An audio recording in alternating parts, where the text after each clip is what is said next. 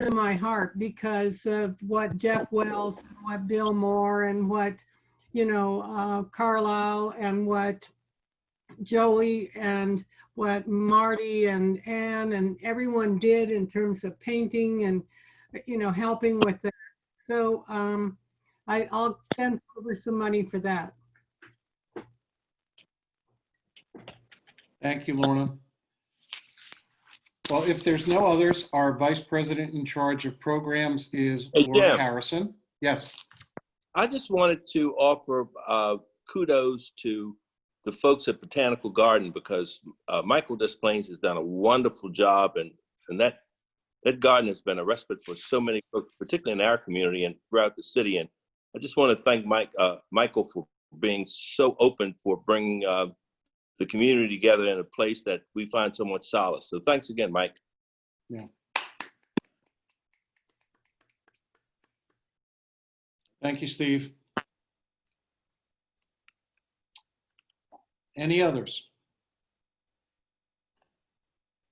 Okay. Well, thank you. So as I said, our Vice President in charge of programs is Lori Harrison. And I'm going to now turn it over, and she'll introduce our Rotarian of the day, and we will go on with the rest of our program. Sergeant of Arms is Marilyn Gowan for today's meeting. So Lori, all yours. Thank you. I want to thank Lisa Chandler for being our Rotarian of the day and introducing our speaker. A little bit about Lisa. She has been a Rotarian for 15 years as of this month. And some of her favorite things about Rotary is that she enjoys the service projects and the camaraderie with the different members. And something you may not know about Lisa is that she loves Disney and Pixar and animated movies, and can't wait for her grandchildren to grow up so she can watch it with them. So thank you very much, Lisa. Take it away. Thank you. And actually, I said that I can't wait for my grandchildren to be of an age where I'll make them watch them with me. So, that's what I'm looking forward to. And by the way, Lori, I already watched Sing and I loved it. So, but it is my pleasure to introduce Lisa Kersey. It's been a long time since I've been in a meeting. We have Lisa Kersey, we have Lisa Barnes, and we have Lisa Chandler on here. So you are surrounded by Lisas, and that doesn't happen very often, but it is a good thing for today. Lisa is the Executive Director of Virginia Beach, of the Virginia Beach Justice Initiative. And prior to stepping into the role, she served on the board and as a volunteer for nearly 3 years. Her passion to stop human trafficking began 10 years ago, when she started providing financial support for children impacted by trafficking in third world countries. She continued to look for ways to make a difference closer to home, and that's when she discovered Virginia Beach Justice Initiative.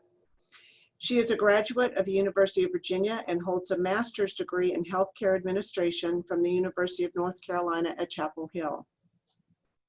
Her career has included leadership positions in strategic planning, development, and communications. She is a Virginia native and currently lives with her husband in northern Suffolk. And when she's not working or volunteering, she enjoys hiking, kayaking, reading, watching college basketball, drinking good wine, yes, Lisa, and spending time with family and friends. And also joining her today is Stephanie Birch.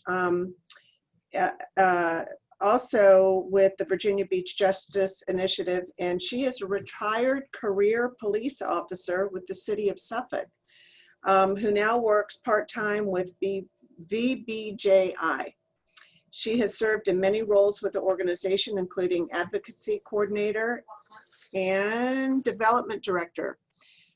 Stephanie is a gifted and practice speaker and instructor, and she is leading VBJI's training events for law enforcement and others along the criminal justice continuum. And I now turn it over to Lisa Kersey and Stephanie Birch. Thank you. Thank you, Lisa, for that introduction. We are grateful to be here, and in talking with Jim and Lori, we learned that you all have attracted many international speakers during this lockdown. So we feel very honored to be among some of the local voices that get to share some time with you. Let me just share my screen.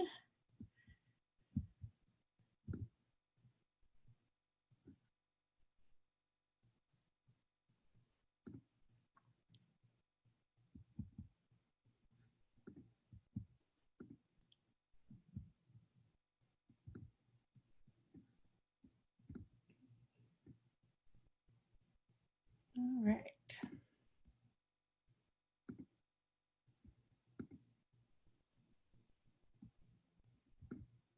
All right, is everybody seeing the home screen of human trafficking presentation? Great, great, thank you.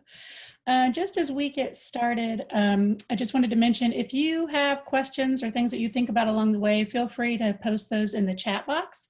Stephanie's going to be monitoring that throughout the presentation. And then if there are any other questions, certainly at the end, we can also answer those. Just thought that'd be the easiest way to do it.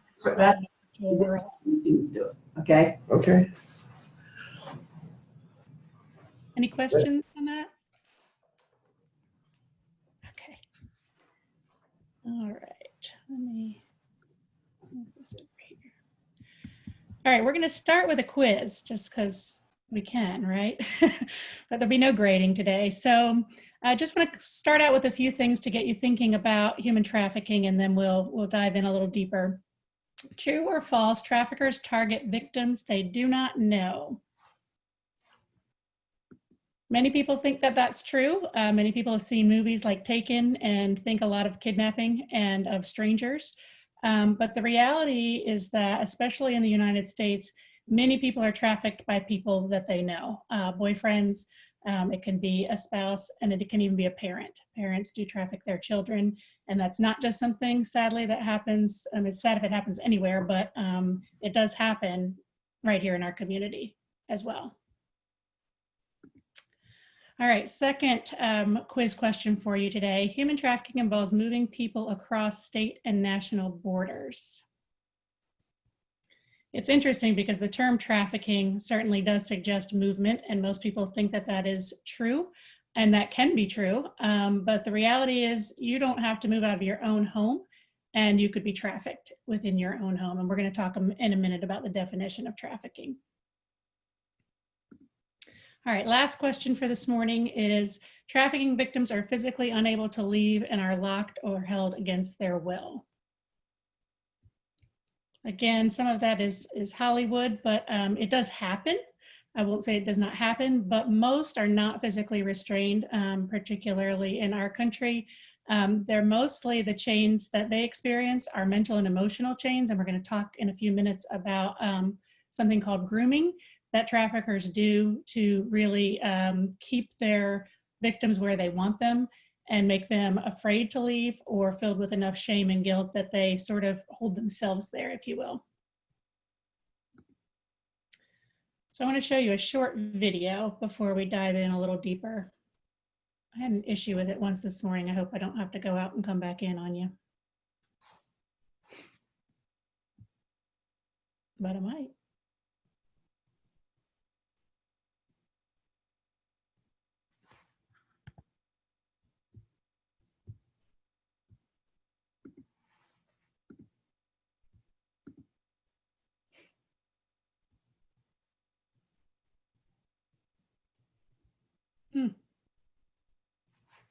Sorry about that.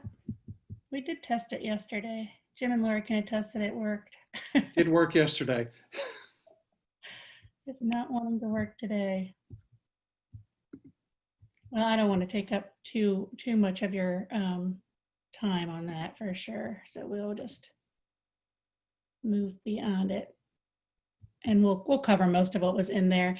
It's and I can send you guys the link to that video and to the presentation if you want to see more. It was that particular video was done by the Department of Justice, their Office of Victim Crimes, and it really provides just a 3-minute nice overview of trafficking in the U.S. And speaks to many of the things we're going to talk about today. So, what is human trafficking? There is actually a federal definition. And that says that to be human trafficked, there must be force, fraud, or coercion involved. Force is probably what most people think of. That's kind of an obvious one. Fraud is more where somebody maybe lures somebody on false pretenses. And again, that doesn't have to be from other places. Somebody could be looking for a job, especially in a crisis mode like the current pandemic we're in. Somebody says, oh, I've got a job I can put you in, and you show up to meet them wherever, and that's not at all what they have in mind for you. So luring people by false pretenses is a form of fraud, and that could be one way somebody's trafficked. And then the last one is coercion.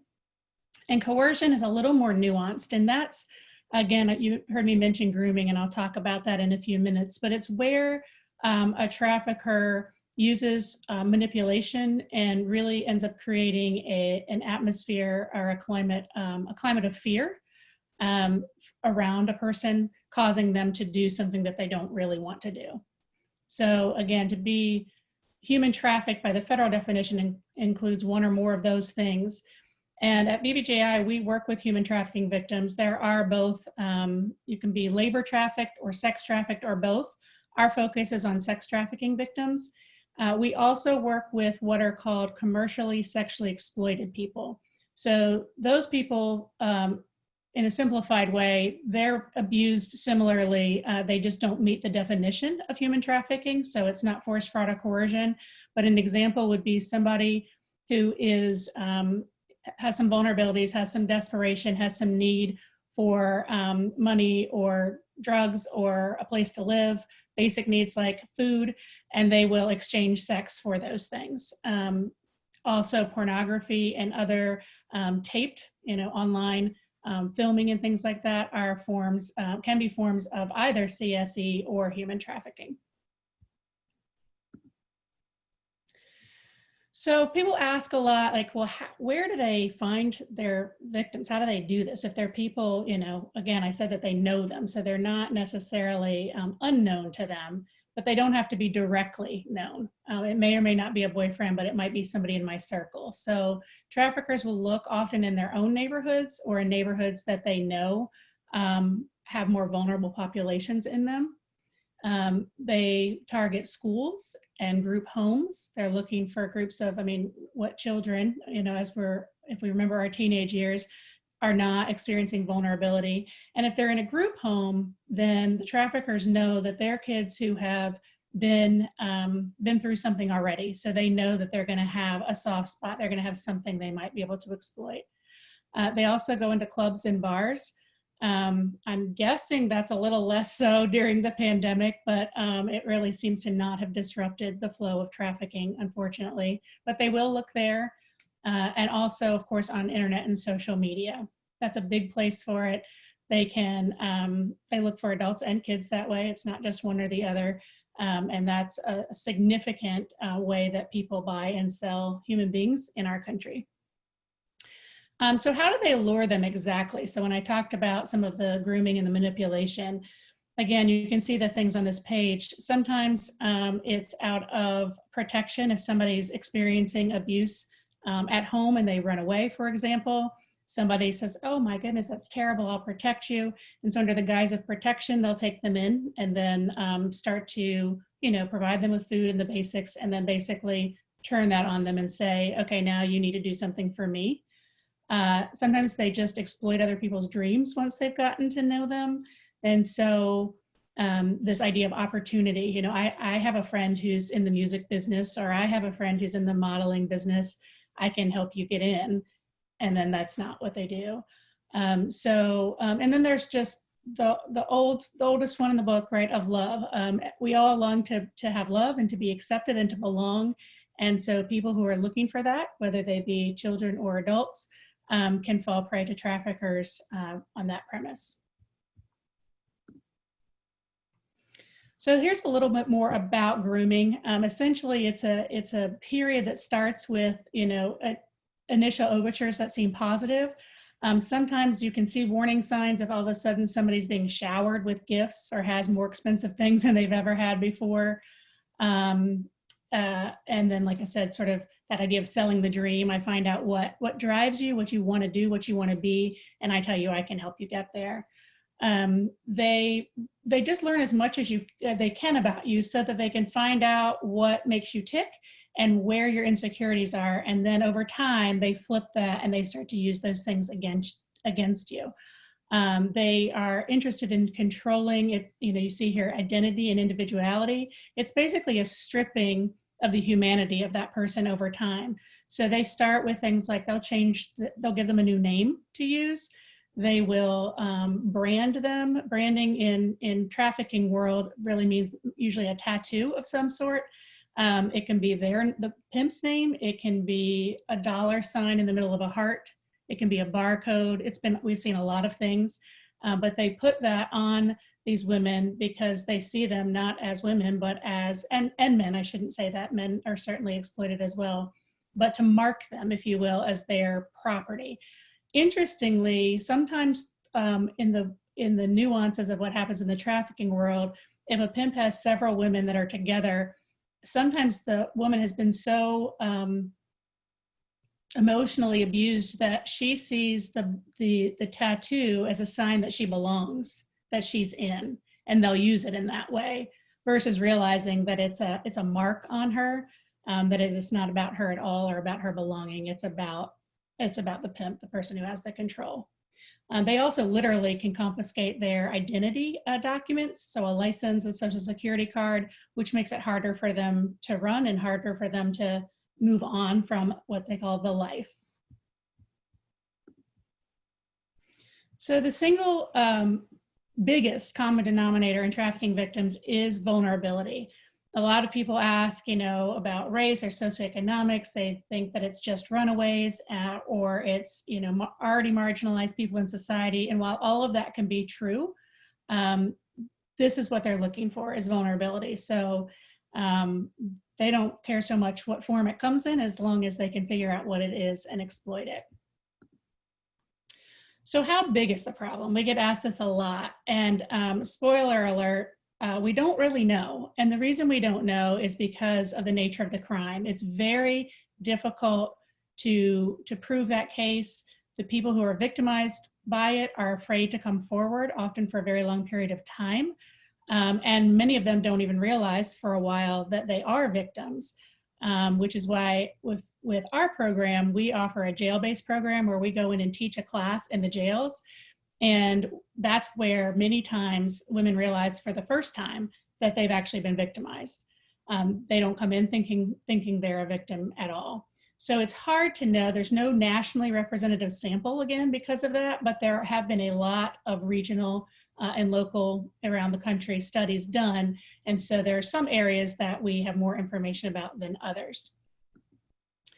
So globally, it's a $150 billion industry, and that includes both labor and sex trafficking. And then you see on the right, 2/3 of that is attributable directly to sex trafficking. And one of the things that drives that is, unlike drugs or arms trafficking, those things, I have a commodity and I sell it and it's gone and I have to replenish. With sex trafficking and even labor trafficking, if I have a person, I can use that person over and over and over again, and nobody's running after me for that person.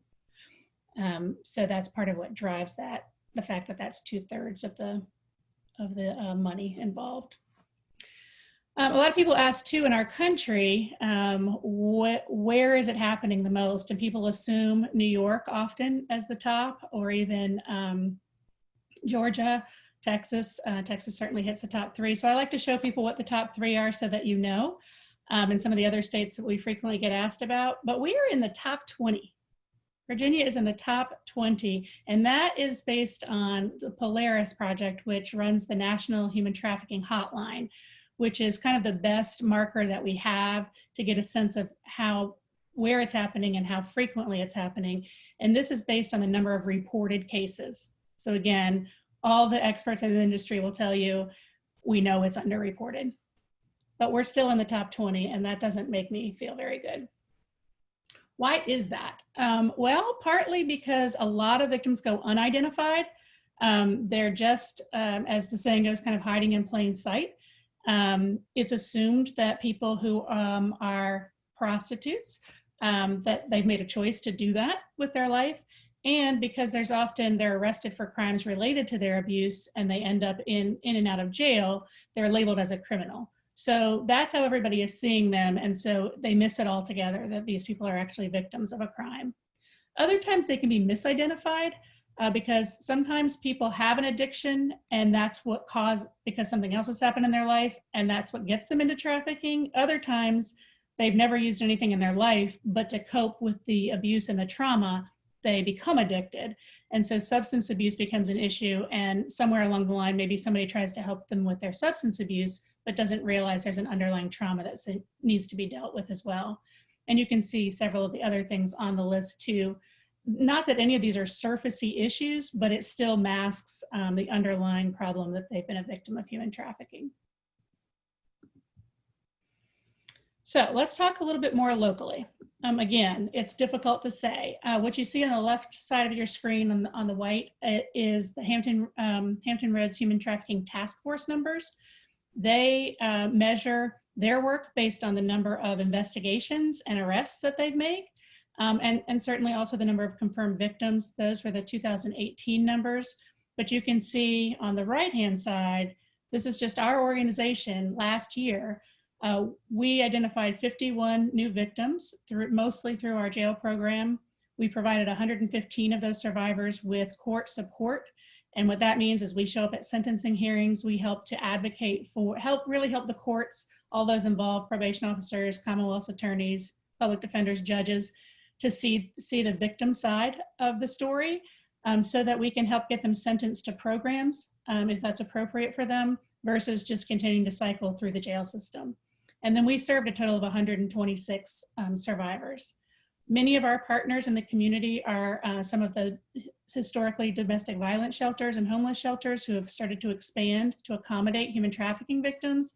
And sometimes they show up there first, and then they realize that there's something more there, and we get involved to help deal with the human trafficking side of the story. So let's talk a little bit about business and industry. Since this is a Rotary group, I thought I would hone in on just 4 areas. There are more, but I thought this covered a lot of territory. Some of you may or may not know some of these things, and like I said, there may be others, so feel free in the chat box or at the end to share your own experiences or knowledge on this. But healthcare, that's kind of part of my background. And it's healthcare is one of the few opportunities that somebody who's been victimized by trafficking has to get out. So if they end up with a sexually transmitted disease, or they are really badly hurt by a buyer or by their pimp that causes them to have to go to the hospital, to the emergency room, that is one opportunity, if we educate our health systems, where they would have an opportunity to get out. And there are several that were in the process of training. A few have already gone through that training. It is primarily in the emergency room or in the urgent care centers where you would see that. But we teach them the signs to look for, both what the trafficker is going to act like and look like, and things that they can incorporate into their intake.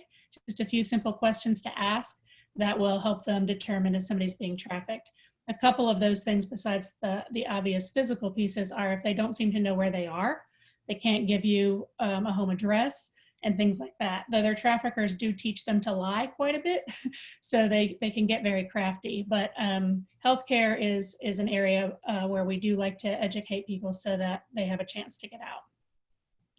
On the commercial real estate side, I've talked to several of my friends who work in that industry in our community, and that's a big one where it looks like a legitimate business, but something's happening behind the scenes. You hear on the news a lot in our area, but also more around the country, these examples of massage parlors or other places like that people are not so sure about. And we tend to, kind of not want to get involved sometimes, I think, when we see things, because we think maybe we're not seeing it right, or we don't want to assume. But the reality is we really do need to be doing that.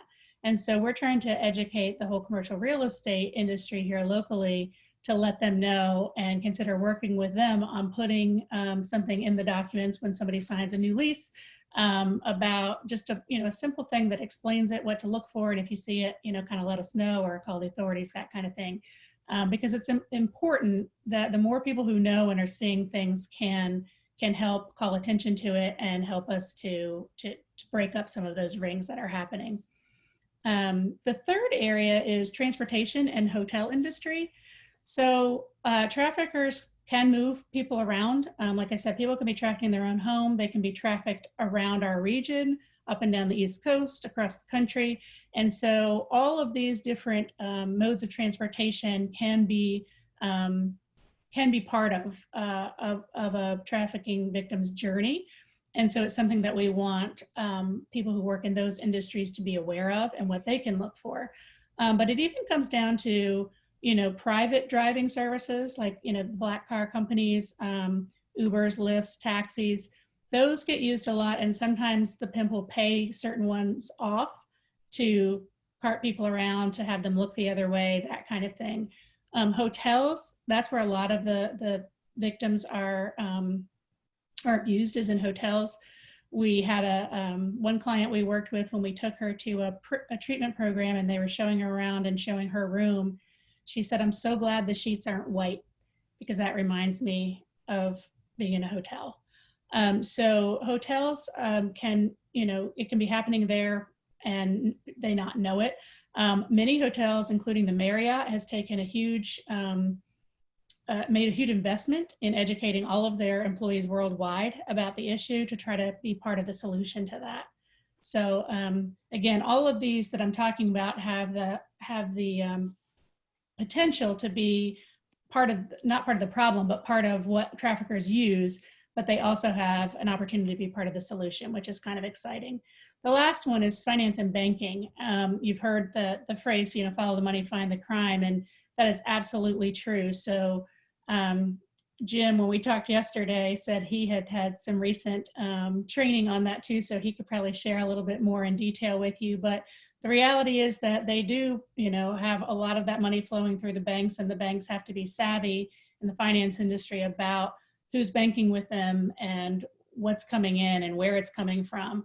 On the flip side of that, for our clients, when they come out of the life and they're trying to rebuild their life and overcome barriers related to having a criminal record and having trauma and having their identity stolen, they're trying to establish, what you and I have. So going into banks and just opening a bank account and being able to do that is a struggle. And so there are many things that banks can do to actually be on the side of helping those who have survived human trafficking to kind of reestablish their life.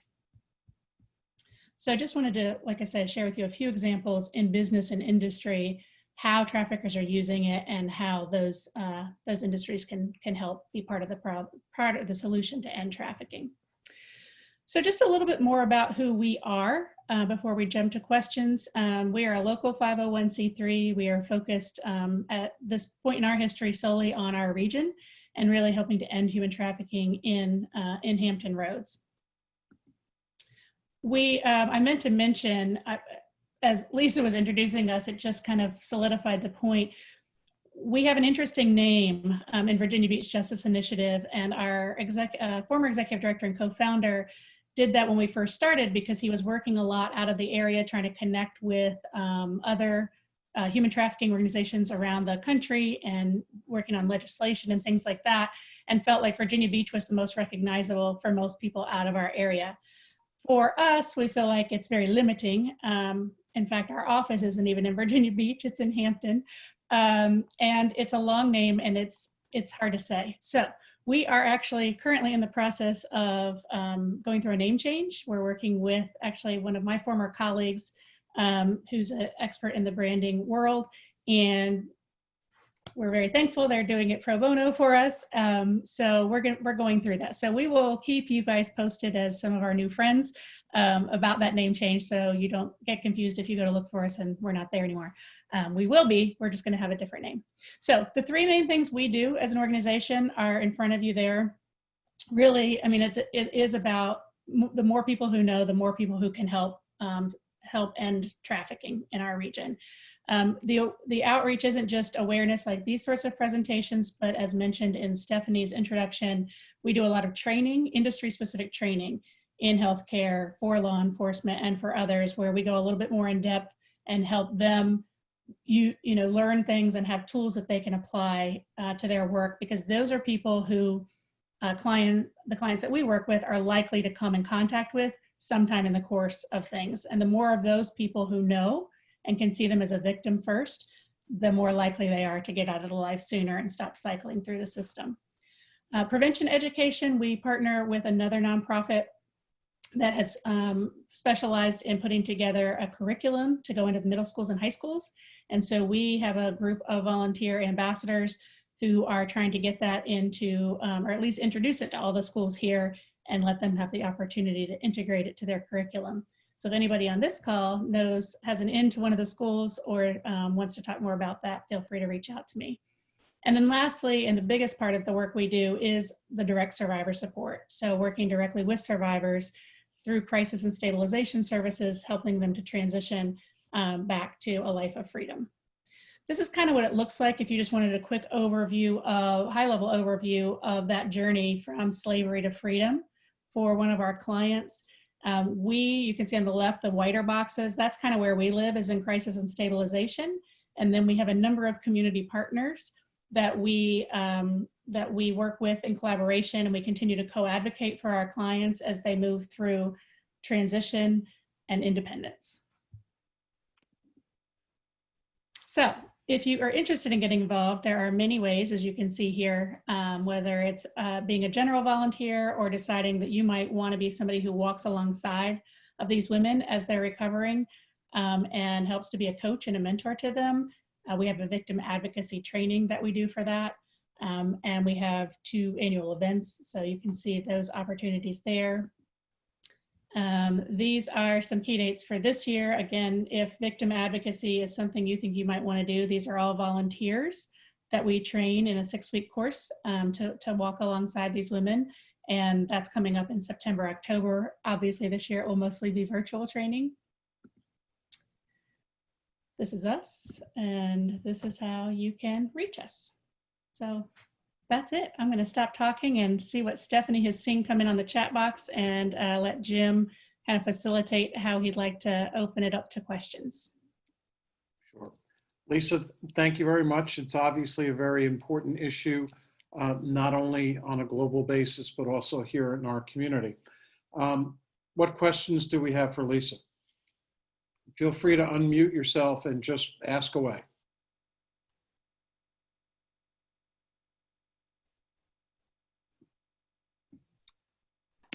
How has the pandemic changed? Have you seen an increase in trafficking, or I didn't know how it would affect it? Yeah, that's a great question. It's affected in a couple ways, and a couple ways we think are going to be coming that we don't know yet. So I'll tell you what I mean by that. So the most immediate way it impacted us was that, as I mentioned, we work with a lot of women while they're incarcerated for crimes related to their abuse. And they realize that they've been victimized. And then we usually go through a process. We know when their sentencing hearing is, we know when they're going to be released. We work with them to do a whole pre-release plan, and they smoothly transition back into the community or into a treatment program. With the pandemic, the jails needed to go on lockdown because they needed to reduce the number of people in the jails so that they could, minimize the spread of the virus. And what that caused to happen was that many of our clients fall in that category of they're not a high risk to society.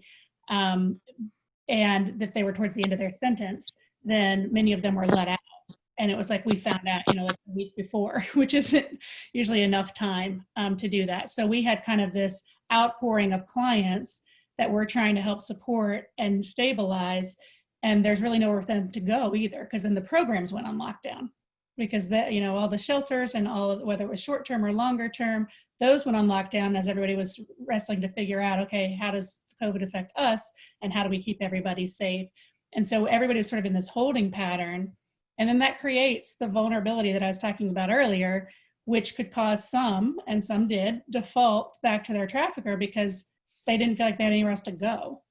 And so we try to really up our game in terms of working with our volunteers and volunteer victim advocates to take them food, to refer them to some of the food bank and things that were opening up, to bring them. We had to try to really hard to source, all the supplies that we all had trouble finding, toilet paper and sanitizer and all that stuff, and get that to the clients so that they at least all their basic needs were met, which we hoped would at least minimize that part of their vulnerability. But where we would normally then keep moving them along to job training or something like that, we all know that that's kind of up in the air right now for so many people. And when you have a criminal record and you're trying to find a place to live or get a job, you have those extra barriers. So it's been an intense time, and we've really seen a complete flip of the number of clients we're serving. So normally we have, most of them are incarcerated while we work with them. They come out at a reasonable tick, and then we can help the next round that comes out. But we had all of them come out. So we all of a sudden flipped the number that was in prison to the number that were in the community that we were trying to keep up with and serve. And then we've actually, I don't know how we've managed this. I think after the first month when programs are figuring it out, we have usually about 15% of our clients that we do help get into long-term treatment programs. And that's great. So that we have been able to start that back up, but that's how it's impacted us and our clients. I have a question for you. Okay. And Stephanie, feel free to chime in too. I have recently come to know one of my neighbors is involved in a group called Survivor Ventures, and I couldn't see your chart clearly about the various phases of helping people that have been, but she's in the getting them settled when they're finally getting their own, place to live, etc. And she posted on Nextdoor that anybody that had any household goods could drop them off at, her garage here in West End. And that's my favorite donation place now, because she takes anything that we don't need in the house, but somebody might need if they're just setting it up. And I presume you're familiar with, because I think Survivor Ventures has a board that brings people together from the region. Yeah, Survivor Ventures is one of our partners. Are you talking about Tiffany? Yes, Tiffany. Yeah, Yeah. She lives 2 blocks away from me, and I only recently on Nextdoor saw her invitation to donate things, and now she's my favorite go-to place for donation. That's fabulous. Thank you for donating. Yeah, they've been a great partner for getting, helping to get clients into jobs and making sure that the employer kind of they are fully aware of who these clients are and what their background has been, and just trying to match up needs of employers with the needs of our clients, and then also getting them housing. So yeah, that's big. I didn't mention that earlier either. On the commercial real estate and also the residential real estate side, one of the things that Survivor Ventures and some of our other partners do is partner with some of the residential companies in the area who are helping us because there's just a dearth of safe places for these women, and that's one of the biggest needs. And so we do have, housing in that regard.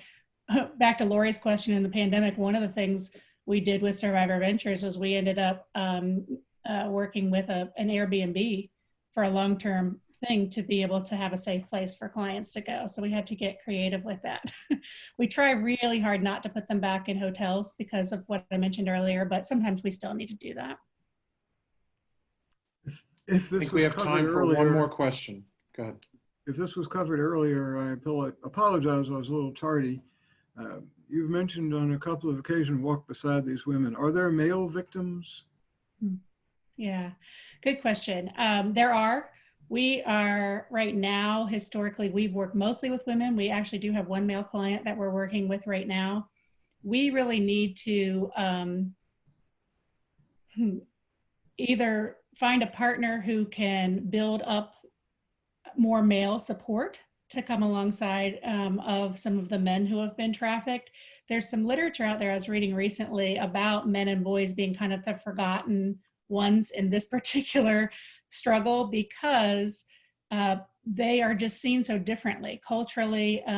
Everybody child who's abused or that kind of thing is, there's shame that comes with that, and they tend not to tell people. But boys in particular are afraid to say something. They're afraid of how they'll be perceived or whatever. And so they end up living with that for a while until they go into adulthood. So it can happen to them there.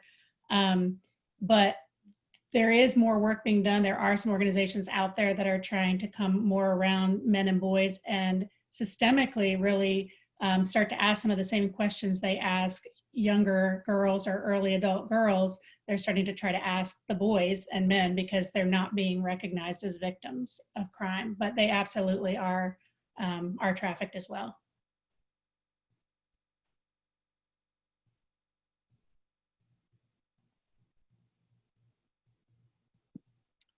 Lisa, thank you very much for your presentation. And Stephanie, thank you for helping. I think you were in the background giving a wealth of information in addition to what Lisa was doing for us.